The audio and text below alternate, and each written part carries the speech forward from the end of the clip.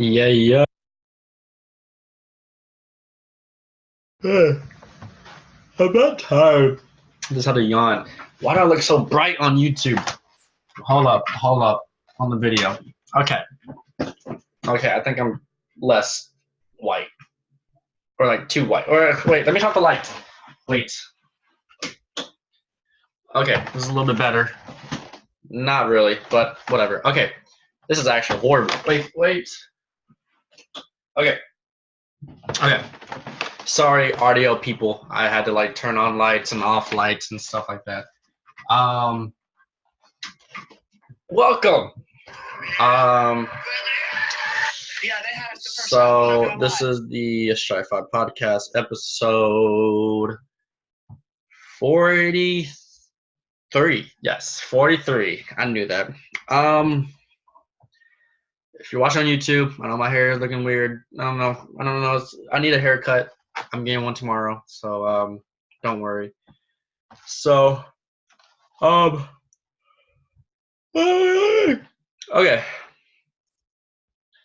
I want to talk about the Drake Rap Radar interview again because it's so unique. I'm not even finished with it. I'm not even finished with it yet.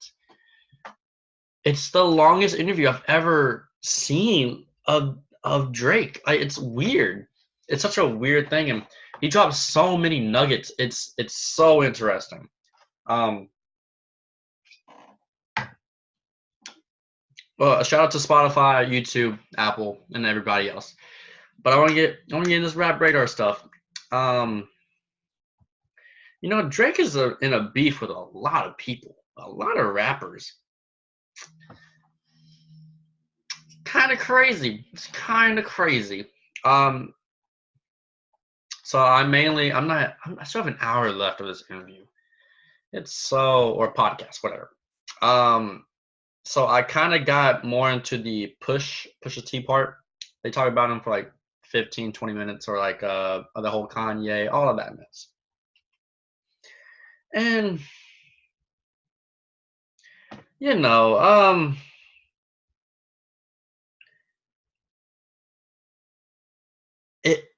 it just kept going so many directions that I was just kind of like, where are you going with this?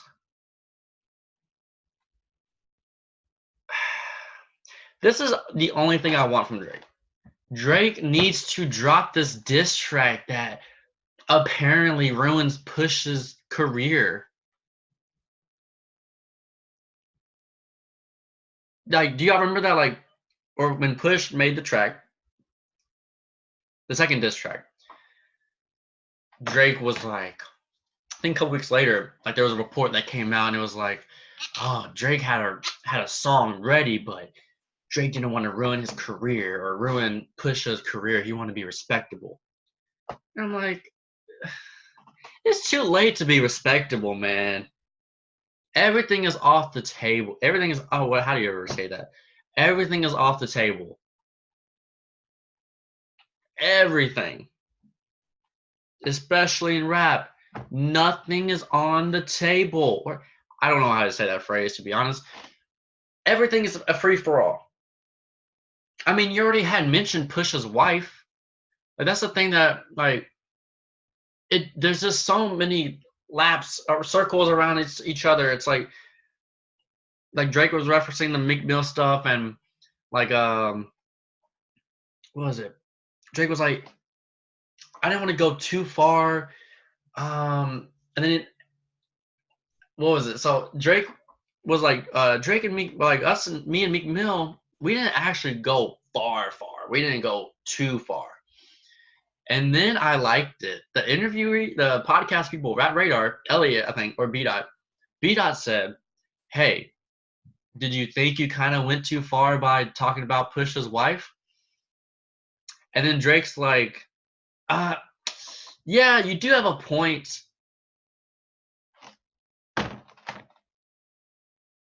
He even admitted Pusha had a point. Oh my goodness, man. It's so frustrating. Drake didn't make a diss track to Push that ended his career. He didn't. I want to say no. And it hurts me. It hurts me saying that. It hurts me.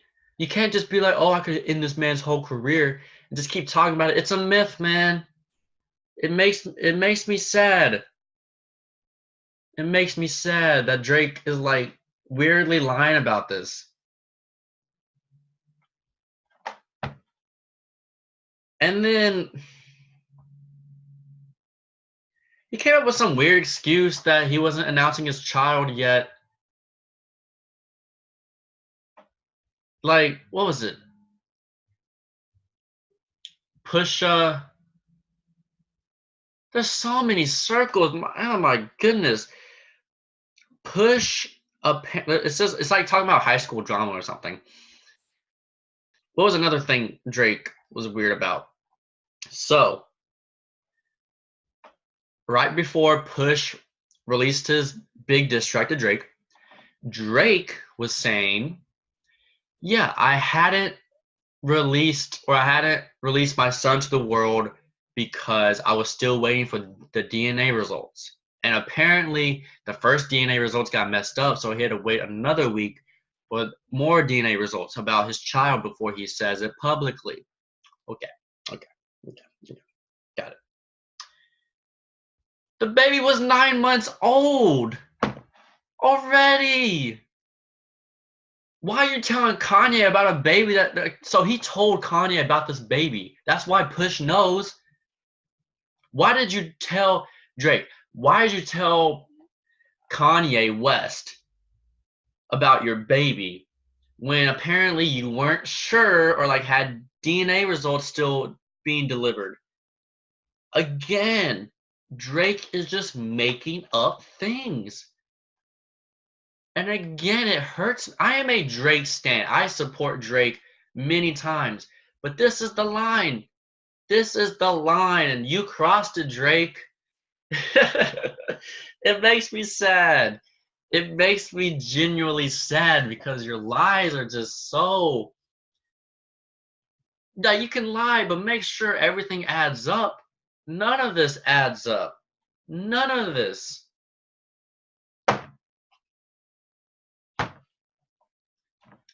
Wait, it might not. The baby might have not been 9 months. Okay, my bad. It was 3 months old. Still, I don't know. I've never had a baby, but it shouldn't take more than 3 months to make sure, like, yo, this is my baby. Or 2 months. I don't. And don't tell one of the most influential people about this baby. I don't know, man. It's just it's weird. The stories, none of these stories added up. And then Drake talking about, oh, Push. I can't name a Push song or something. But then he said he liked clips, so I don't know if he's like being super petty and just saying I don't know many Pusha T's solo songs. So yeah, that stuff was just a little bit kind of like, you're talk. What's that term? Like you're talking in circles. You're just like none of this is adding up. Nothing is equaling anything. Keep keep drawing this circle that doesn't make sense. So that kind of like rubbed me the wrong way. I was like, dude, you are lying so hard right now, and man, I don't think the like Ellie the interviewers wanted to like kind of keep pushing that or like kind of just like, but what about or but what about like they went far enough by saying like, yo, like you kind of went far on Push by mentioning his wife. I think that's all like the interviewers wanted to like push because the interviewers wanted to like kind of expose him a little bit because like they support Drake. They don't want Drake to get mad on their own podcast, and so I understand like they didn't want to go too far, um but that was like one of the only moments in this interview where they were like, "Yo, Drake, you're kind of talking in circles, bro." So That's that. So yeah, it was weird. It was weird. Um, another nugget, nothing to do with beefs or anything, was him talking about his favorite album. Personally, his favorite album. Now, this was the first time he like confirmed it, but I kind of knew about it already. So I've seen in past interviews where 40, his producer, where 40 would keep saying that Nothing Was the Same was the album that they wanted to make. They set out to make long time ago. Like that was the end goal. And so hearing that, I'm like, okay, that has to be Drake's favorite album. If it's 40 and Drake's like end goal, it was their dream to have this type of album.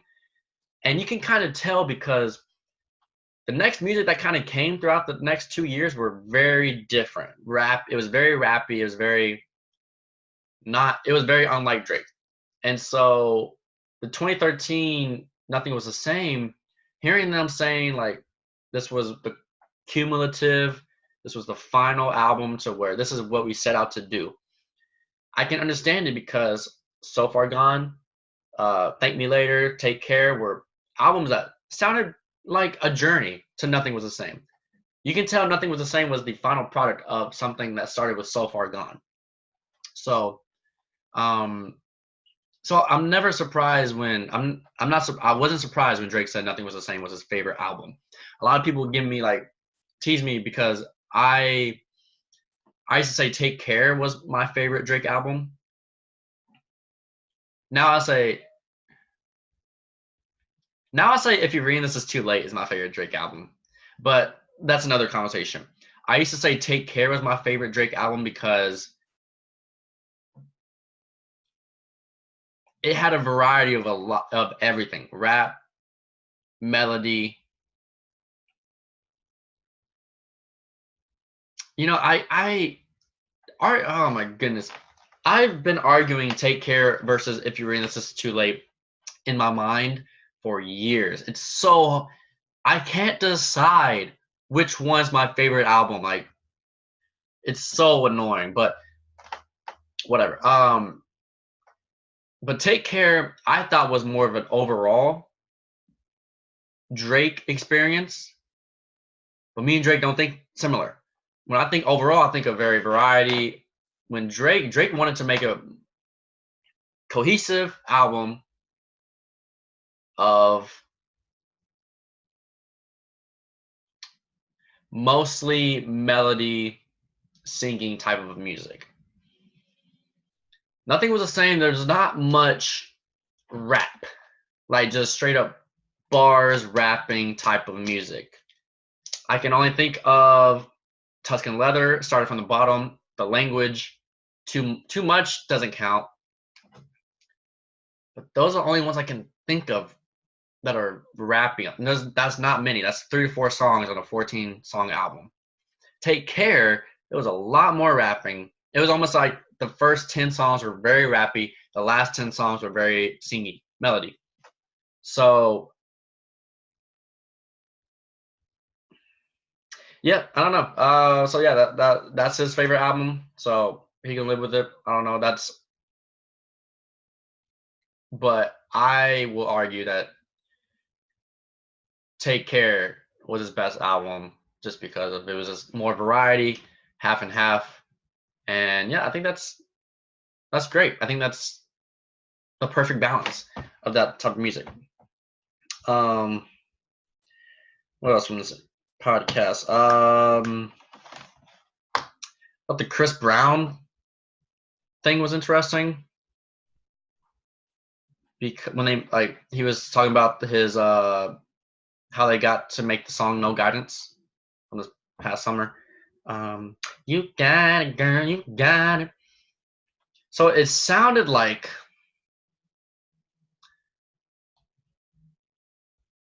Drake and Chris Brown beefed in 2012. Voila, over what's her name? Rihanna. It was a whole love triangle going on. so they both matured, and so Drake was saying, I thought it was kind of interesting how he said that they tried to make some songs more like 2015, 16, 17, but Drake felt like that Chris Brown, they just didn't see eye to eye. I think that's, and Drake, I think, had a problem with Chris Brown's alpha ish. I don't know. It's just like they're both alpha males. They're both big dogs, big heads. They're very full of themselves, ego. It's life. You're gonna have ego, and so I think I think Drake and Chris Brown both having egos, they just couldn't clash on a song. They just couldn't. No one could settle because they thought if someone settles, that means they're weaker. It was the whole drama apparently. And then Drake was explaining how they met. So they didn't release any of those tracks. So Drake was explaining how they made No Guidance, and this gave me a little bit more respect for Chris Brown in a weird way because apparently Drake said like Chris Brown was down for anything. He didn't really care. Chris Brown or Drake was like, I want to come in the intro and then at the end. And Chris apparently was like cool with it, which is a little surprising. Chris is in a good spot right now. I think he's in a good area, good mindset. And then what's his name? And Drake apparently asked Chris Brown that for the music video, Drake wanted to do that little skit at the end, you know, the dancing battle, funny. It's kind of funny, goofy. And Chris was okay with it. Like, I think Chris was just kind of like, if I want Drake on my song, I need to feed Drake's ego away, in a way. So, because Drake is bigger, and Chris Brown apparently, maybe he just realized it. He was like, you know what? He's a bigger artist than me. If I get him on the song, it'll blow up and get more sales for him, for Chris. So I thought that was kind of interesting. I thought that was kind of a interesting thing. Interesting transaction, I guess. I'm thinking of, are there any other Drake Chris Brown songs out there? There's got to be at least one other. Oh, Only. But that doesn't count. That had like other people. Deuce's remix. Oh yeah. Oh yeah. Forgot about the Deuce's remix song. I need to hear that sometime. Cool. Yeah, that's only. So this is the first song where it's just straight up Drake and Chris Brown. Wow. It's good. It's cool. Cool to hear. What else? What else is there? Drake talking about Rick Ross was a little surprising. Drake has a weird respect for Rick Ross.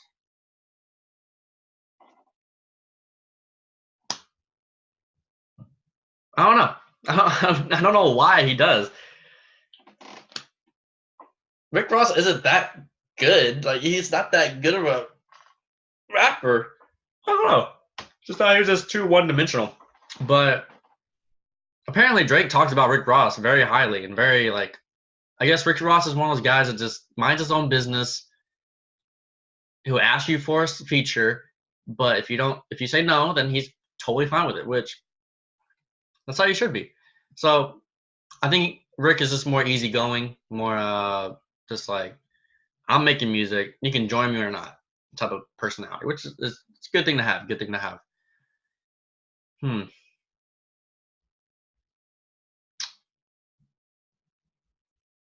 I was thinking, yeah. Yeah, Rick is this because like Drake and Rick Ross were on each other's songs this past year. So I've always just thought that was a weird combo. I don't know. It's just I don't know. I don't know. He just has respect for him. He was talking about how he was kind of sad. Like only like sad part about his like Drake and Meek Mill, the beef with Meek Mill was that Meek Mill was very associated with Rick Ross. Like they had the same label and everything. So Drake was kind of like sad that he really couldn't mess with Rick Ross anymore. during that period. So, I mean, I guess I just thought it was a weird combo. Just a weird, unexpected combo. So, take that for data. What else?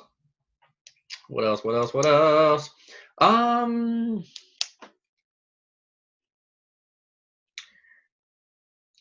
You know, all of this Drake, Push, whatever, this all leads to Kanye. This all leads to Kanye West. Oh my goodness. Kanye just, I don't know. He's a funny man. So Drake did confirm the Sicko Mode verse. He confirmed that he was talking about like what was it? That part in that Sicko Mode, the last part of the verse, where he's like, I can't even remember. Like took a left, made a right, something for the site, or let me look this up. Let me look this up. Because it's very different.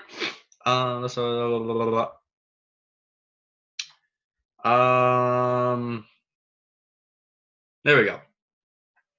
Oh, got it. So it basically, this is like, yeah, I can definitely see the Kanye part. Basically saying I still got scores to settle. I crept down the block, made it right, cut the lights, paid the price. It's on sites. On site, Kanye song. Oh, nothing nice. That gets in my eyes. Jesus Christ. Checks over stripes. Now that was the big hint because of Kanye with Adidas and Yeezy, Drake with Nike, blah blah. That's what I thought. That's what we like. Lost my respect when I shoot my shot. See the shots I took. Well, I'll be using Valley Circle blocks. Valley Circle blocks. It's a very witty verse.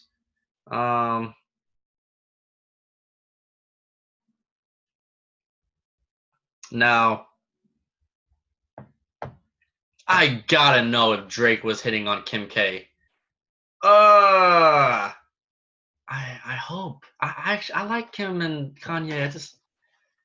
Drake is he's messy. He's messy. I don't like it. But Drake and Kanye have had beef for 10 years. And I think this past year was the first time where people were like, whoa, this is kind of weird. They've always had on and off beef, and I think it all started with totally forgot. Something with 808s and heartbreaks.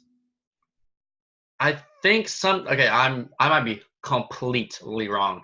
But I think Kanye scrapped a Drake verse off 808's heartbreaks. And it was, I don't know, man. They just it's weirdly swept under the rug for some reason.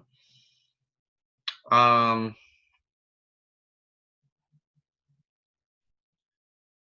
don't know, and they're like two of my favorite artists, which is weird. And I just like how they just buy each other's houses. They're literally neighbors. It's so funny. But I have to give credit to Joe Budden. He was very quick to this Drake Kanye thing, the Sicko Mode verse. I think right when it came out, Joe was like, this is about Kanye. And I thought it was crazy, but as it turns out, Joe's always right for some reason because he knows things. He doesn't like beat around the bush or anything. So yeah, I just thought that was very interesting. I don't know. It's different. Drake says he apparently releasing an album. Does that every day. But it's time. I think Drake is preparing for like, well, there's some huge what a time to be alive things going on. I think even Drake posted something about it. I'm like, I still can't believe it's real. I still can't believe it. I still can't believe they collabed in the first place. Because that was a time where like Kendrick and Cole were going to collaborate, Donald Glover and Chance were going to collaborate. Never going to happen. And then I think I remember hearing about Drake and Future collabing. I was like, that is not going to happen. The two of the biggest artists of this year are going to collab? No. But they did. And so they're saying they're releasing something soon. So I don't know about a Drake solo album.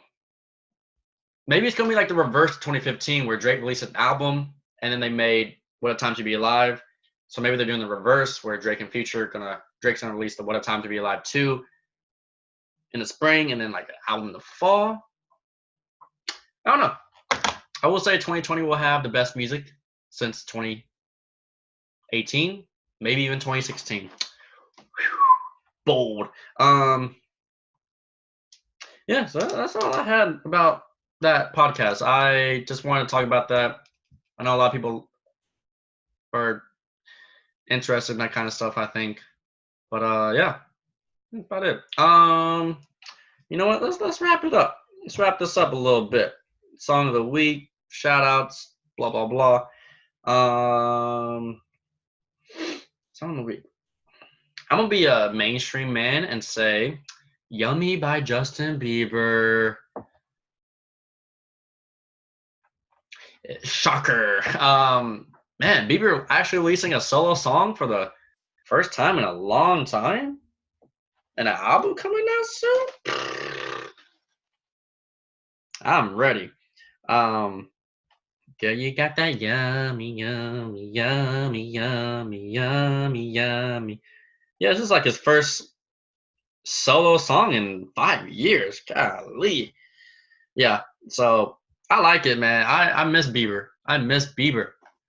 I miss him. Is that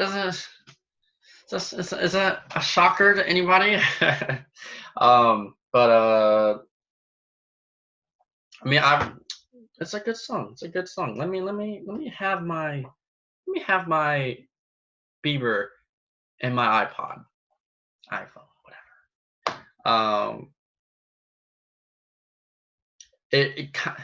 I don't want to be that guy and say it sounds like blah blah blah, but I'm gonna be that guy and say it sounded a little journals-ish type of album.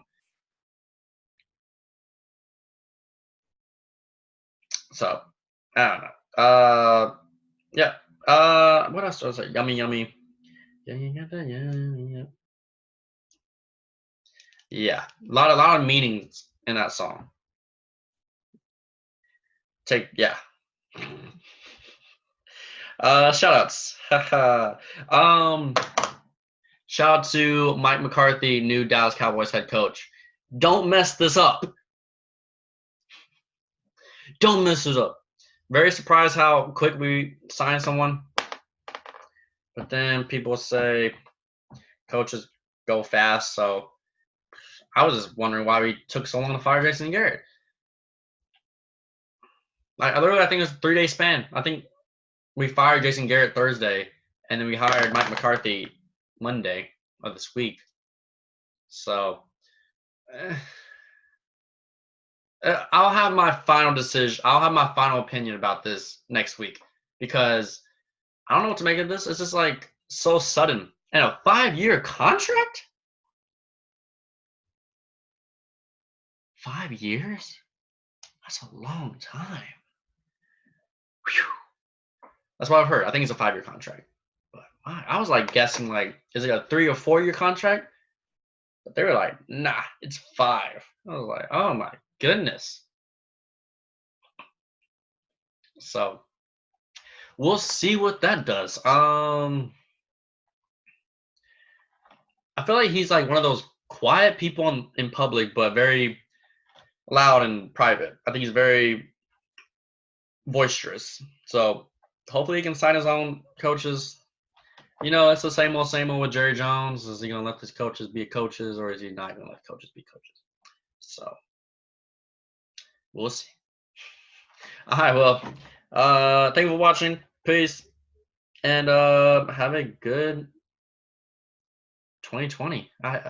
This week is always like the weird week. Everybody's back to like their routine. Stupid. All right. Thank you for watching. Peace. Have a good one. And blah, blah, blah.